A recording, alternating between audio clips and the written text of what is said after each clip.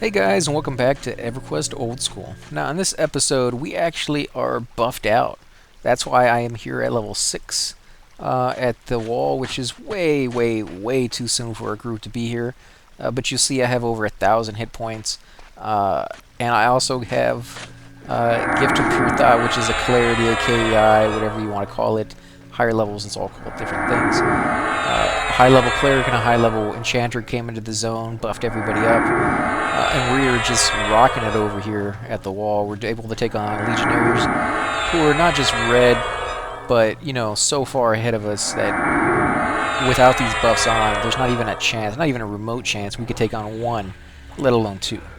And these buffs are so good that literally my heal spell, which used to do about a bubble, used to do about 20% of their life, is now doing about 1 to 2% of their life. That's how many hit points these guys have compared to what they had before. So it's crazy how well we're doing over here. Thankfully, we have more tanks than we do casters, because if you're a low level and you try to throw a spell onto a high level, he's going to resist it almost every single time.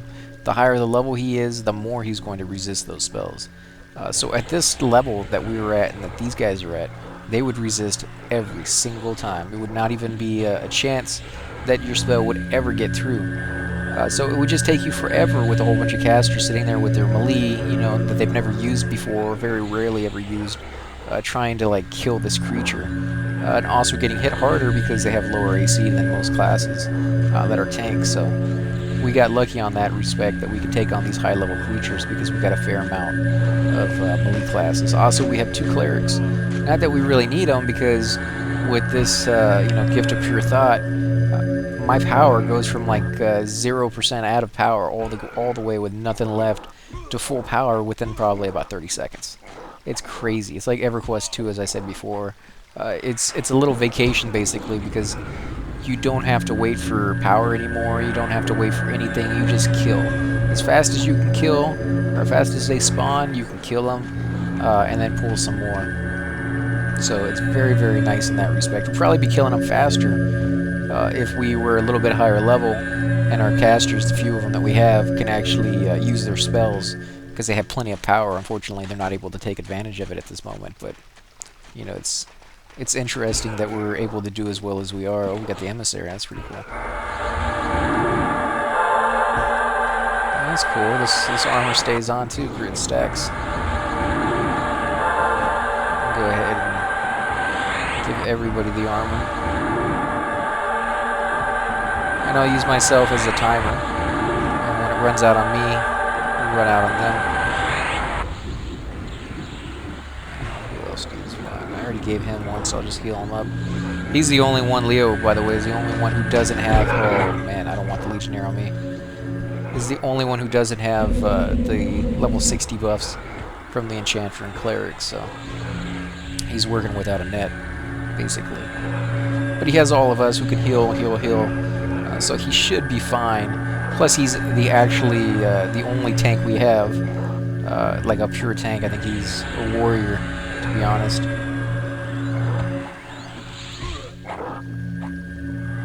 So he could take hits better than we could anyways, and it looks like he's decked out. Like he has some really good armor. Either he's a twink or somebody gave him some armor or something along those lines, so.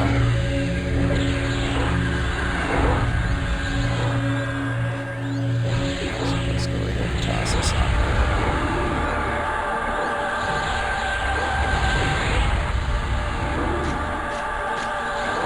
So one spell takes and the other one doesn't, so I'll just use that one spell. Cast it on everybody.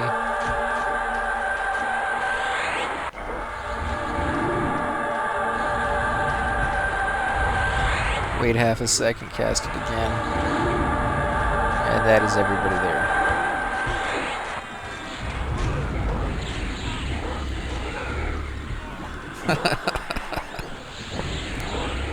You know, he's actually a higher level Cleric than I am. But at this level, it doesn't really matter because at level 5, you get your new heal spell, and you don't get another one, I believe, until level 9 or something along those lines. So until he gets to level 9 and gets that new heal spell, we basically both heal pretty much just as good as the other one. especially when we both have this clarity on. The mana regeneration and stuff like that is not an issue. So since we both can cast the exact same spell as many times as we want, it's basically like having two clerics of equal level in your group healing your guy, and that's usually far more than you'll ever really need.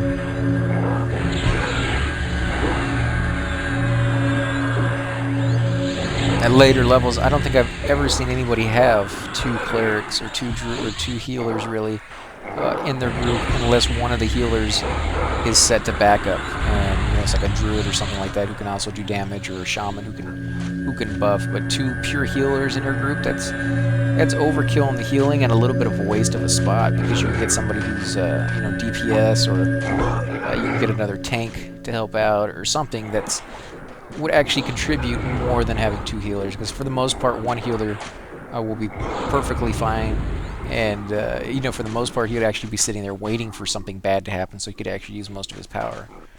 5 more minutes of happy time. Then we have to scale back a bit. Tell me if I'm pulling too much. So he's right, I think, yeah, 5 minutes left on Gift of Pure Thought.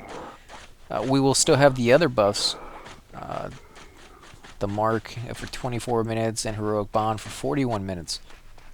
But we won't have the healing ability that we have now, just the power coming back so quickly that we could just constantly heal. Things are going to slow down dramatically, but we'll still be able to take on Legos and things of that sort. It just will have to be monitored. Like, if somebody's getting too much hit, somebody else needs to taunt it off or to share the weight, so that we will actually have time to med and heal those people up slowly, bit by bit. So go ahead and use as much as we can right now while we have the power. We can make sure everybody's healed up before that 5 minute runs out, and then we can start from scratch, Even healing this guy right now, his life is going down so much that I had to heal so much that this Legionnaire is just like, I'm gonna kick the crap out of this guy.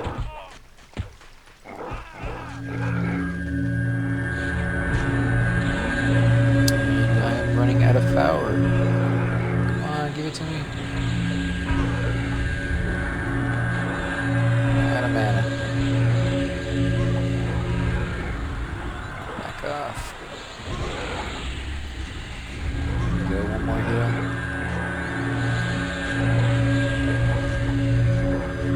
Man, this is going to be a very, very close fight.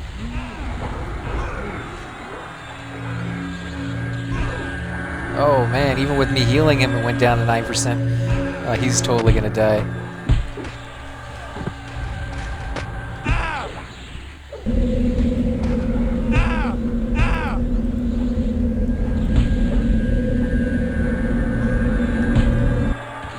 Yeah, he just didn't have the bust we had. And he was taking up way, way too much of our power. The fact that two clerics with, Gift of Pure Thought couldn't keep him alive just goes to show you that he was just way overpowered on that one.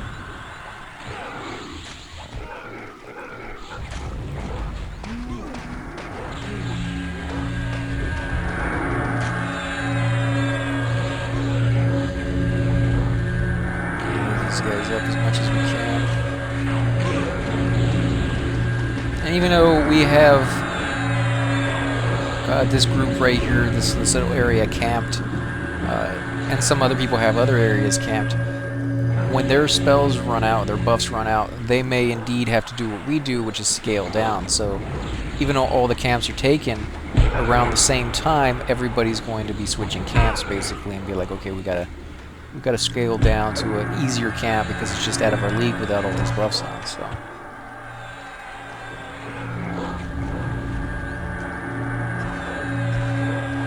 yeah, I think it is the oracles that are just doing tremendous amounts of damage to us because we're so low level. All their spells not only take, but they take for like full power.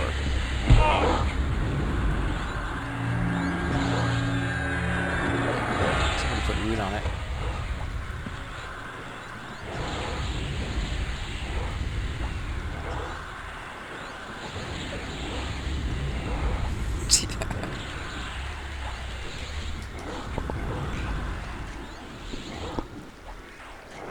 Yeah, I wasn't worrying about dying. I was worrying about not being able to med so I can heal more people because we do only have a minute and 18 seconds left before our power runs out.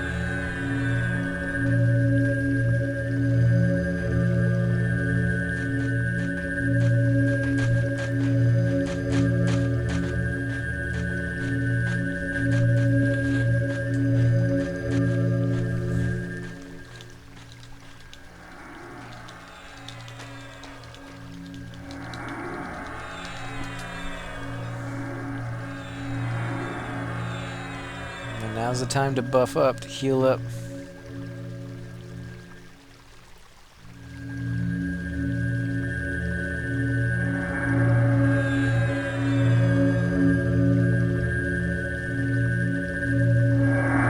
And you can see just how addicting this is. You know, when you get this, you don't want it to ever end. And so at later levels, you'll actually have the group, donate for, an enchanter to come over and then give everybody clarity. So your group will either sell an item or, just take the money they're getting from the mobs and then, donate 50, 100 platinum for somebody to come over and give your entire group clarity. Every 30 minutes, every hour, depending on what level you are. Some of them last longer. Yeah. Go ahead and meta before it completely wears out. How much longer do we have? Oh, is it gone already? Oh, it's gone already. And I didn't even get up to full power with that. Sucks. It's going to take me forever to get power now.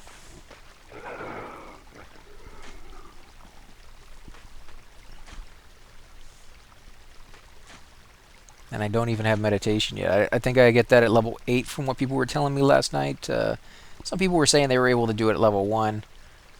I don't think we should.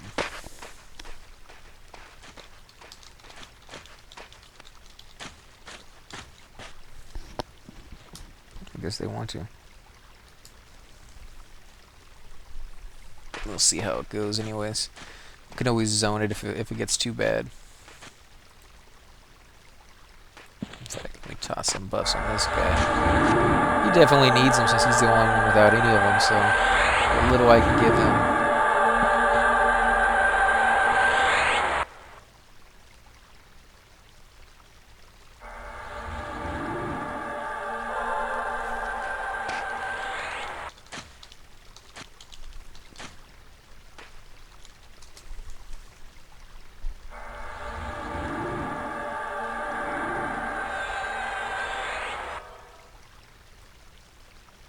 You must have been watching me and saw that because you can see the colors that are coming out of the caster's hand. So I know when he's healing.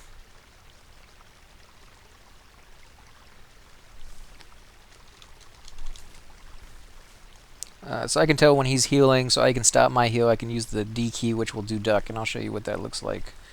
When you're standing and you hit the D key, you do this. And that will stop you from casting any spells. And you can stand back up by doing it again and sit back down. So that's a good way other than to move forward and backwards, because sometimes the cleric doesn't have a whole heck of a lot of room to move in an area. And if you only move a few steps forward and a few steps backward, sometimes the spell will still go off. And you'll use the power, so the best way to do it, the easiest way with no chance of it going off, is just to hit the duck key. And you crouch like that, so...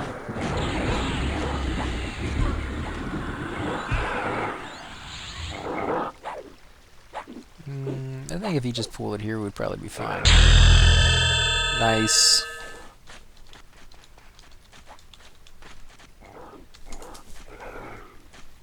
Now I can do better. Sort of. I mean, I have more power to run my base. 196 now, my power. See, it's slowly going up. I think at level 20 or 30, you're fully, maxed out on what you possibly can be besides what your armor is. I know that there's some kind of nerf at lower levels. Like if you got really, really high level armor with all this wisdom and stuff, and you would have close to 200 wisdom, which is your maxed on your wisdom that you can possibly have before it just no longer counts. Even with that, you will still have less power than you should because they're nerfing you a little bit, realizing that you shouldn't have anywhere close to that amount yet. But at a certain level, that nerf stops. and you'll just from then on, whatever amount of wisdom you have is what amount of wisdom you have, and you get that full benefit from it. And so you'll see your power just jump all of a sudden if you have really good armor. Most people don't run into that issue because the only reason you would is if you were completely and totally decked out in gear that is beyond your level to get. So if you're a twink, you're going to run into that issue. If you're everybody else, not something you need to worry about. But it's there just in case you were, hoping that one day you'll have the armor and the money and whatever the case may be to deck out another class. Because as you've seen, each class that I play adds something different to the game. Bards will be a different playstyle, clerics are a different playstyle, mages, necros, enchanted, they're all a different kind of playstyle. Some of them are slightly different from other ones that are in the same field, but they still all add a different kind of feel to the game overall. So it's kind of nice to experiment and try them out. You may never get past level 20 or 30 with some of them, because by that point you'll know around level 20 to 30 when you start getting into groups that are doing some sophisticated kind of stuff. You'll know by then if it is a class that you are enjoying on a daily basis, if it's something that you're really, really passionate about. And if you're not, there's probably another class out there that you are, and you'll tend to stick with that one. Because there's plenty of things to do you can do with just one character. As I said before, when I first played this game, I played my Shadow Knight, and that's the only class I had. That's the only character I had. Played him every time I logged on. And even though it was hard to find groups, there was always something for him to do. There's always someplace new to go. I guess so. Let's run over there. This game is so huge. The zones are so big, and there's just so many different areas that you can go to at pretty much any level, that if you ever get bored of any one spot or any 10 spots or any 20 spots, you still have another 30 or 40 spots you can go to. They may be a little bit harder to get to and things of that sort, but somebody's already here.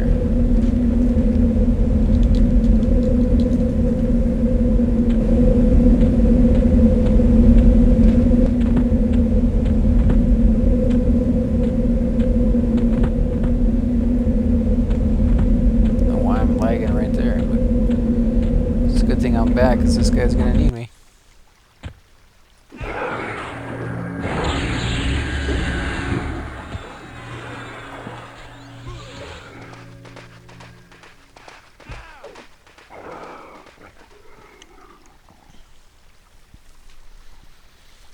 Nah, we shouldn't take it from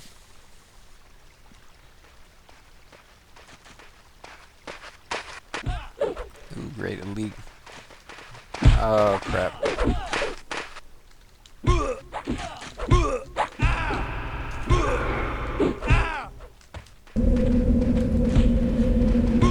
Run it, don't get stunned. Move your butt, Cleric. Train. I should put 2 in there, train heading to zone, instead of train heading zone. Broken English.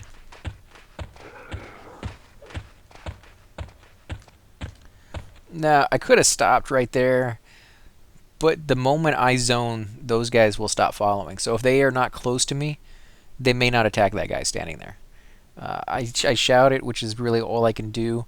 If you went AFK, that's a really, really horrible spot to go AFK. Most of the time, if you're going to go AFK, you want to find someplace a little bit off to the zone entrance that's out of the way of trains, and go there instead of directly at the zone entrance. Is just horrible. Like, you never want to do that in KC, Karnor's Castle. So it looks like they're going to take a moment and go sell real quick. Just give me a chance to med up. And somebody's already cleared the path, so I'll give it a second before I head back in. As I said before, the creatures were following me, so if they're on the other side and some people got together and decided to try to fight them, or if one person zones in as I was zoning out, the creatures will then start attacking him. and it will be that much longer before they start to pay back. And you can kind of see how this will really ripple effect, because he zoned in, creatures are there, I zoned out. You had a couple other people who zoned out, and some of them are in a rush to get back in, so they zone back in. Boom, those creatures are still there. Now they're hitting them, they zone back out. I've been sitting outside for about 20-30 seconds thinking, okay, now the zone entrance is clear. I zone in, I get him again, I zone back out. Somebody else has been sitting there for about 40-50 seconds now. He zones in, the creatures are still there, and it's just like this domino effect that the creatures just will never leave the zone entrance because people will not stop zoning in. When you see stuff like that happening, and you can tell, because when somebody zones out, they'll have less than full life when they zone, into the area that you're sitting. So if people are constantly doing that, just take a minute and be like, you guys are idiots. You guys can risk death all you want by zoning in and maybe dying before the computer even realizes you're there. But I'm gonna sit out here. I'm gonna wait for your foolishness to stop, and then I'll zone in. At Karnor's Castle, there's actually two different sides. You go through this little entrance in this castle almost, and you can go to the right or you can go to the left, and they both zone into Karnor's Castle, but they're split. So if there's a train on one side, just go over to the other side, zone in there. The train won't be on that side, and you'll actually see the train paving back. Also, if you have somebody on the inside that's a fatigue death, or a monk or a shadow knight or a necro, and they fatigue death when they see the train, they can let you know when it's clear to come back in. Especially if you're in a group, they're more than likely going to tell you that. But it is one of those few things. I'm low on food and drink. Let's see if I can summon someone.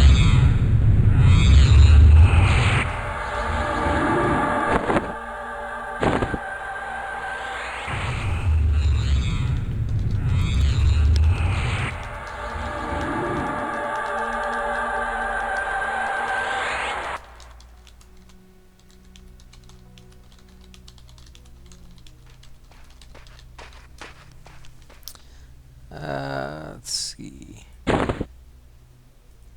And I would do it, except I hate the Tree City. That would be a nightmare for me.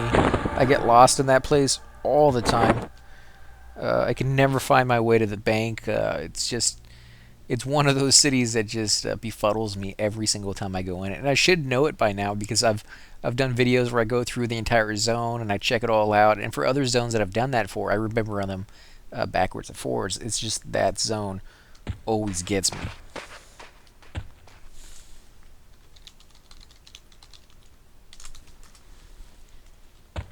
So I'll usually run to like the High Elf City where I'm bind and get my stuff there, because I know where it is, and it's a very easy city to navigate. But man, I tell you, some of these other ones, they can be really, really complicated. I know the city that they start over with the Iskars, that one's supposed to be really confusing too for people who are not familiar with it. So we'll have to make an Iskar one day and go over there and see if it's true. I actually just started to make a shaman. Shaman Barbarian. If you guys gotta start some laundry, because we're gonna meet at the entrance then. But that city is pretty complicated so far. I'm trying to figure out where the guild hall is to turn my node into, like you do with every class when you first start off. And I spent a good hour wandering around trying to find it, and I couldn't find it. So I haven't even started making those videos yet, because I want to do it from scratch like I did with all the other characters, and it's just crazy. It's very, very complicated. For the same thing with my Dark Elf when I started over in that city. The very first time, way back when I started over like 15, 16 years ago, I didn't know how to get out of that town. It was the very first character I ever made, very first game like this I've ever played, and I just couldn't find my way out. I got so aggravated. I zoned like 15 times, and I was going back and forth, and because it starts you in the second quarter of the town, and there's 3 quarters to that town, so you have to go through another quarter, the first quarter, and then from the first quarter you can zone out of the town. Now, if you're not familiar with that, you just think that you're zoning, and you're like, okay, I'm in another part of the town. Do I need to go back to where I was? Is there another zone I can zone out from that one? Because you would assume that you're in the zone where you just zone over one more time, and there you're ready to fight, or even that you're not even in a city when you first spawn, you're outside, or that there's some kind of like direction on where you go. But this game doesn't do that. It just poof, it throws you in the deep end and be like, there you go, figure it out, you know. And so I got so frustrated in that one. I jumped off a building to kill myself, or I attacked a guard. I don't remember which one, but I killed myself so that I could spawn outside. And I didn't know I was going to spawn. I just got so frustrated with running around for an hour or so that I just did something stupid just to see what would happen. And it ends up spawning me outside. Now, you spawn out there with no equipment on or anything like that because you just died. But that was fine with me. I didn't care. I had no weapon, no nothing. I just went out there and fought with my fist until I picked something off of like a skeleton or something like that. And then I don't think I zoned back into a town for like 3 weeks because I was just so... I was like, I don't want to do that again. If I go inside, I'm going to memorize exactly what path I took. And I'm only going in there for like one item, and then I'm out of here. Oh, crap, another slaver. Where's he going? Okay, he's going to go the other way, thankfully.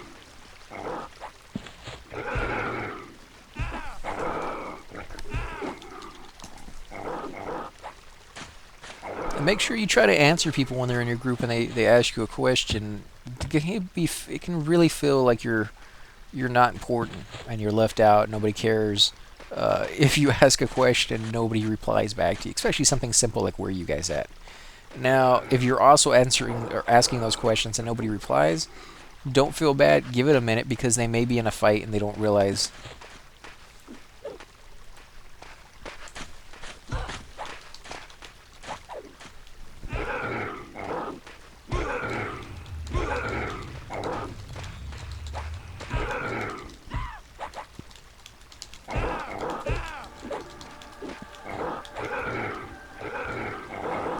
Maybe he's helping us out. I don't want to start a fight. Okay, he came back. That's cool. I was going to say that's the second time he came by with that same mob.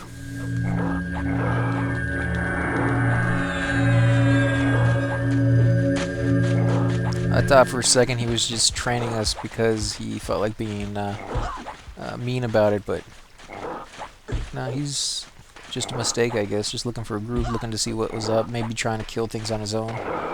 He is yellow to us, so he could possibly may be able to do it.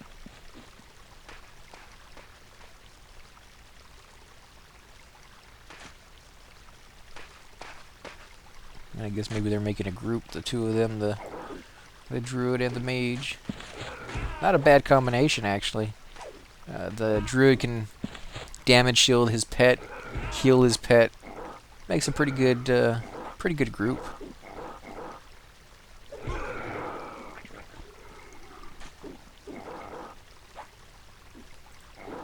I can toss him some buffs, though, at least.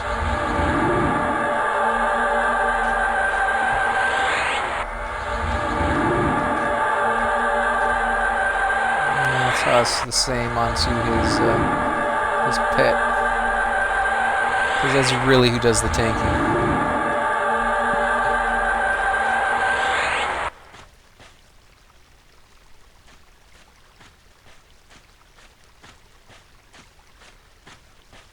This is great. I mean, it's great experience, too. You know, it takes a little longer to kill, but you'll see that the experience goes up a lot faster. It's almost like we have a real tank.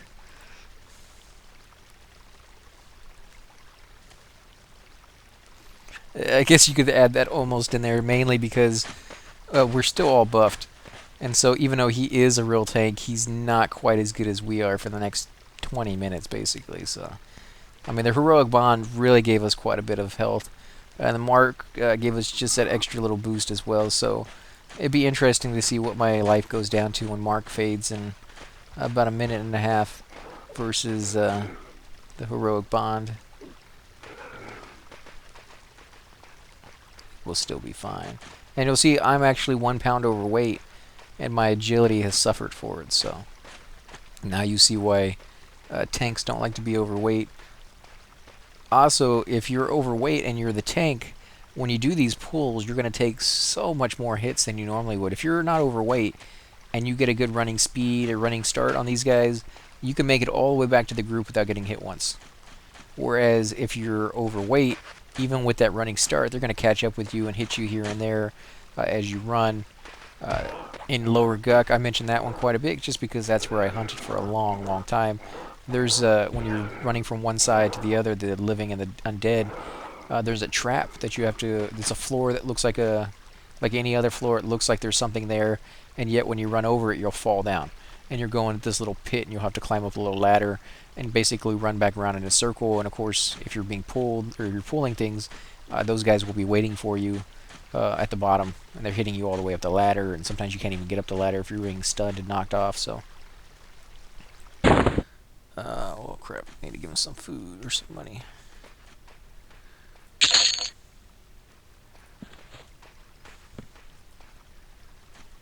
Trade.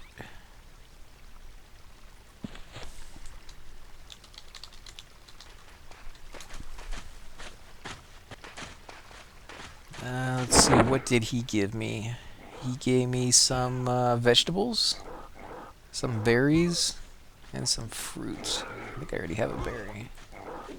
Go ahead and stack them in there. In fact, let me check to see what these things do. So the ones that say this is a meal will obviously last longer than ones that say this is a snack. Those will only last for a short time before they have to eat another one, obviously. But that's fine. Not really picky, and the money's not too big of a deal to me. I'd rather stay here and get the experience than, you know, keep that 100 silver, which is like 10 gold, actually, I think. Which is actually quite a bit. I probably shouldn't have paid that much for that small amount, but I thought he was actually gonna to buy me food. But again, it doesn't really matter. I'm not that picky, so I'm fine with it. Let's see. I'll get rid of these bat wings. Oh. He's trying to drop them.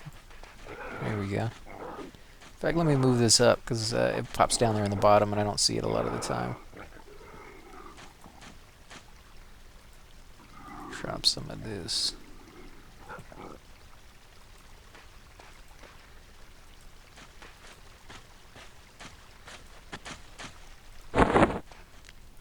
Now what I'm going to go ahead and do is move, and then people will be able to see the bag where I was sitting. And if they have space and they really want to pick it up, you know, they're more than welcome to do that. Need help and buff.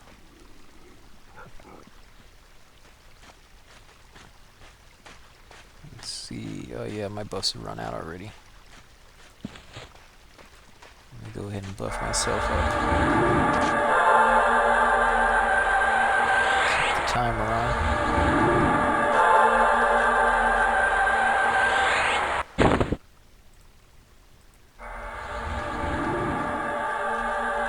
And I guess we're doing shoulder pads now as well. Go ahead and sit down. So Courageous took, but the other one didn't. So either he's gotten a buff by the Cleric that's in my group who's higher level than I am, the Holy Armor, or he got a buff from somebody else, like a Druid or something along those lines that's higher level than I am.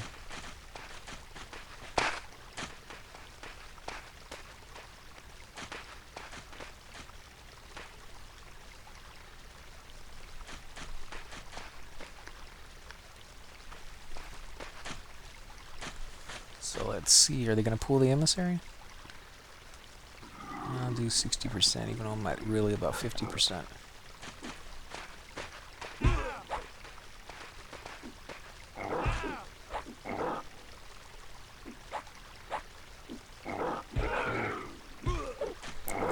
Now, you may be thinking, why not just have the belts that take up one slot versus the shoulder pads, the crush bone shoulder pads that take up two? Because you need two of them to turn in. Well, the main reason is the shoulder pads only drop off of Legionnaires, and you get more experience for turning them in, like a lot more experience. So at higher levels, you will really want those belts anymore because you may only get 1 or 2% for a turn in, whereas the shoulder pads still give you like 5 to 10%. So you could either have an entire backpack full of belts that will give you what one turn-in of shoulder pads will give you, or you can just have an entire backpack of shoulder pads. Plus, at higher levels, if you go inside the throne room, you'll really only be getting the shoulder pads for the most part. You'll be getting a lot of Legionnaires in there, and therefore you'll be getting a lot more shoulder pads. So it kind of levels up with you. and you'll get to use the stuff that you can really get the most out of, and leave the stuff for the lower levels that they can get the most out of. Or if you're killing those lower level stuff because you just can't find a good group in the throne room, then you can sell that stuff and make some money for your spells, because you are going to need money for that stuff. They cost so much. It's not like in other games where they just give it to you for free and you get it all at one time. The spells cost so much in this game. It's ridiculous. For the first like 20, 30 levels, really every penny that you save, and you're saving every penny you can possibly get your hands on, is still not enough to get those spells that you really, really want. All of them, because you're just getting the ones that are the most useful to you. Like with the Cleric, he'll spring and get the new heal spell and his new buffs, and that's pretty much it. All these extra little ones that, like his direct damage spell, he may not get. He may not get any strange ones like resist, buffs and stuff like that he just can't afford.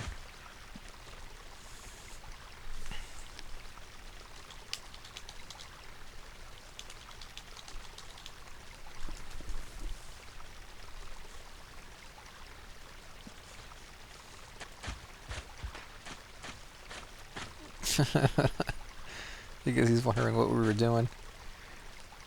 It happens as Pooler, you're going to fall into some of the strangest places, and you're just not going to be able to find your way out for a while. You're going to come back with like 15 creatures on you, and that's why it was so nice with the Shadow Knight. I could just fatigue death when something bad like that happens.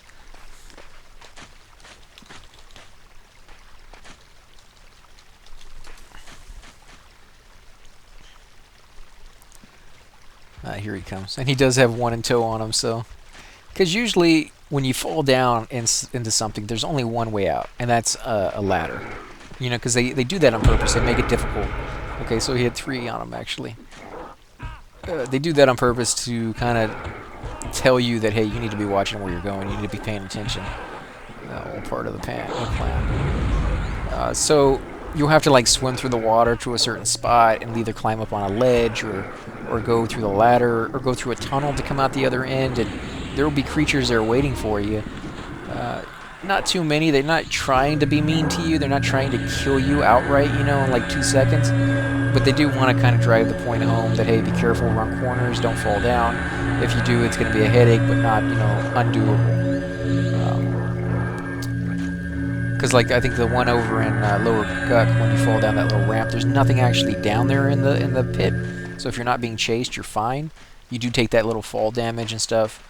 And I think there was like spikes down there too that were supposed to hurt a little bit more if you fell on them. But there's nothing actually down there on the pit. But the moment you come up the ladder, there's like 3 creatures there, pretty close by, and you're probably at least aggro one of them, unless you're super, super careful. And I mean, like, you just go right up to the top of the ladder, and then you like straight across the edge without falling back down into the cave or the little pit that you're next to. So, you're going to bring one back. So usually what I would do is make sure that was all clear. Yeah, go get hurt more. So yeah, I would make sure all that was clear before I would pull anything else. Those creatures would sometimes be like lower level, and they wouldn't really be worth killing too much because a lot of people in my group wouldn't get experience off of them.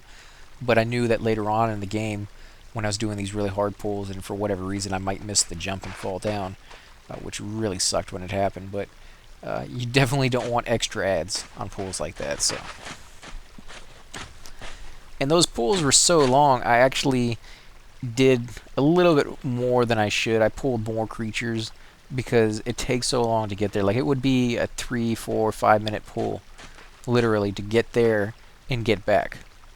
In the meantime, my group may have killed 4 or 5 creatures all by themselves. The room may have popped and they killed everything, and I get back. I didn't get any of that experience because I was so far away, but I get back with 4 or 5 creatures in tow, and I wanted to make it worthwhile. I didn't want to go over there for just one creature, pull it all the way back for 4 or 5 minutes. That would just be, I'd do it if I had to, but if I can pull more than one, that's the way I prefer to go. So I think the castle's actually camped. He said he was going to go in there and pull some, but maybe it isn't.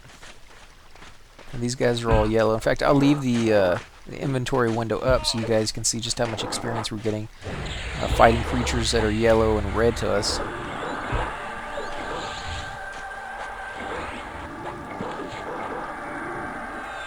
Toss him another heal.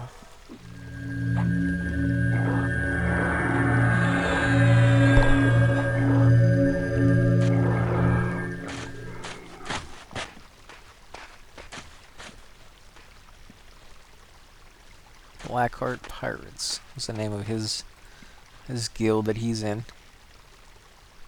You can see people were dropping trash all over the little area over here. Their inventory's getting full up on belts, and that's more valuable to them than the little trinket stuff that they can find on, you can still make quite a bit of money off of those. A lot of those weapons will sell for like 1 gold a piece.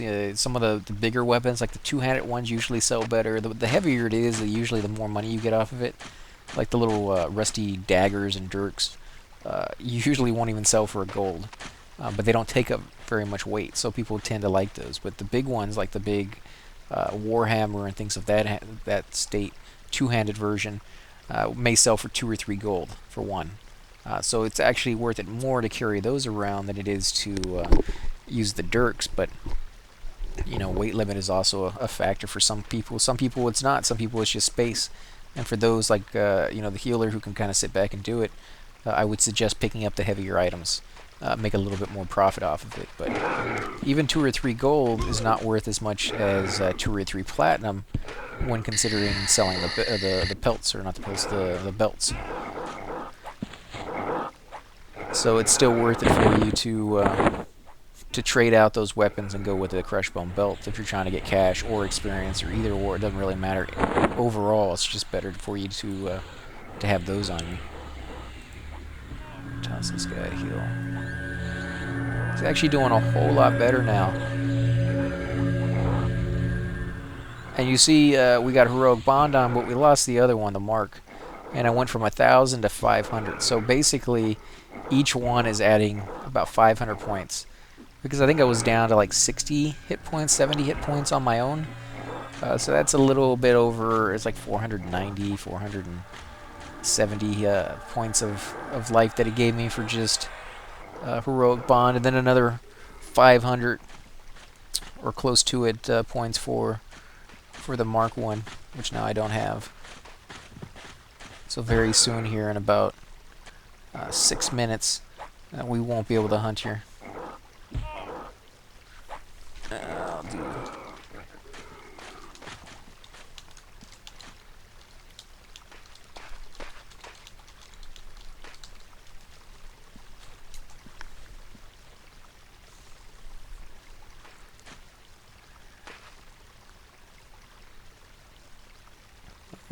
I'll pull some castle.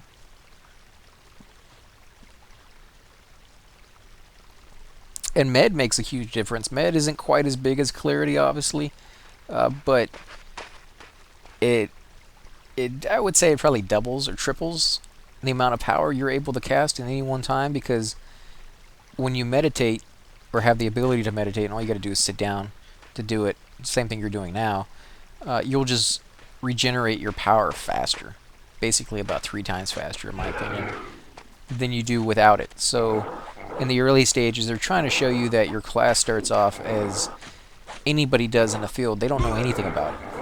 They picked that class, like you picked to work as an electrician, a study to be their underling, to be their trainee, but you don't know anything about that field. You don't know the first thing about it, other than what you may have learned on your own or on TV or whatever the case may be. So you have to learn it all. You don't start with any innate ability, because you're starting from square one. And that's kind of how you start these classes out as well. You don't start with any innate ability, other than the desire to learn and I guess the tutelage that you're somehow gaining by playing that class. So you don't start with meditation. You don't start with any skills in anything. If you're using like divination or conjuration or anything like that, you don't start with skill in any of those. You start at 0, because you know nothing about them. And as you use those spells, you'll slowly get better at those skills. And the same thing with meditation. You'll slowly gain the ability to use meditation. So it's kind of cool. It makes it more realistic. Like I said many times before, if this was virtual reality, I could kind of see a lot of the techniques and things that they incorporated into this game really converting over into virtual reality, like just making you work for it a little bit more than most games. There's always going to be those games that give it to you real easy, quickly, and you just kind of go off and slash and shoot, and those games have their place. I love first-person shooters. I love just going out there and just carnage and stuff like that. But games that take a little bit more skill and a little bit more time to to progress through have their place too. Those are really cool too. So I don't know. I kind of think that virtual reality really shine more when they do those kind of games. You know, of course, you always have place for those other ones, but I think people will actually be able to use it as like a training tool to actually learn. You know, when you're playing the game, I learned to type playing Everquest. He was one of those one-finger typers, you know, and now I can do like 60 words a minute or 120 words a minute, I think is what I was up to last.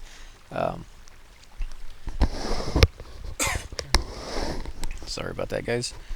But yeah, so I think in the future it's going to be to the point where instead of learning how to type, you're going to be learning how to actually fight in combat. You know, instead of teaching you, the dragon thrust kick maneuver or something like that in the game where your character just learns it, now he's proficient at using that. They'll actually teach you how to use real techniques in martial arts, or how to really swing your sword, and how to really use a rapier, and wear armor and clean your armor and all this other stuff. So you'll actually really be immersing yourself into that whole like genre, and that's going to be cool because you'll be learning real tangible skills that you can then take into the real world. Now, you're never going to really use cleaning your armor, your chainmail, and your plate armor in the real world, but at least you have that skill. You're never really probably going to ever use your sword in the real world, but at least you have that skill. They're taking TR. Slavers isn't better than the wall. It's a little easier. There's less roamers and things, and you can kind of control it a little bit better. But no, it's not. It's not better. I mean, none of these camps are better than others. There's different loot.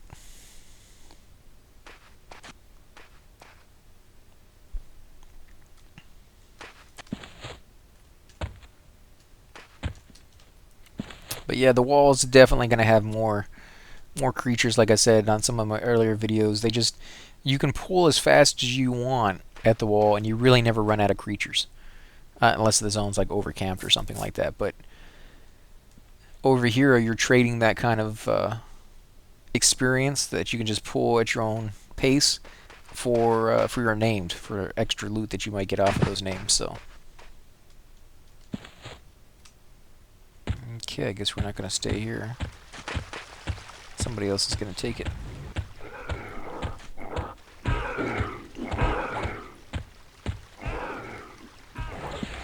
Should have got the Taskmaster while I was up. That was a named mob there. He dropped some semi-decent loot. I remember if you're hunting at this level and you're not a twink, and you can actually use the armor that falls off creatures, he does have some pretty good stuff there that you can possibly put on. I think it's more geared towards tanks, to be honest, than anybody else. But we'll check. I'll make sure that I'm giving you guys the right information on that, and I'll do a whole Let's Play video on it where I show you all the name mobs, where they spawn in this zone, and hopefully insert and cut some footage of like what they drop from some of my other videos that I've done here. But I haven't quite been high enough level to really hunt in any of the named camps yet. I'm just getting there. Like I said before, this is probably a level 9 grouping area, and I'm only level 7 now. I just turned level 7, so around level 8 or 9 I should be able to get into the wall. I should be able to get into the Taskmaster. Probably around level 9 I could probably get into the throne room if there's a group there. But I wouldn't go there with any other class till I was like level 11 or 12, so I have 30 minutes left. Well, guys, I think we're going to go ahead and end the video here. We ran out of all our buffs, so we're just back to playing normal. If you like these videos, please hit the like button, subscribe. It definitely helps improve my channel. I'm trying right now to actually get some new games to play. I've contacted a few publishers and asked for them to send me a copy of their game so that I can review them and play them.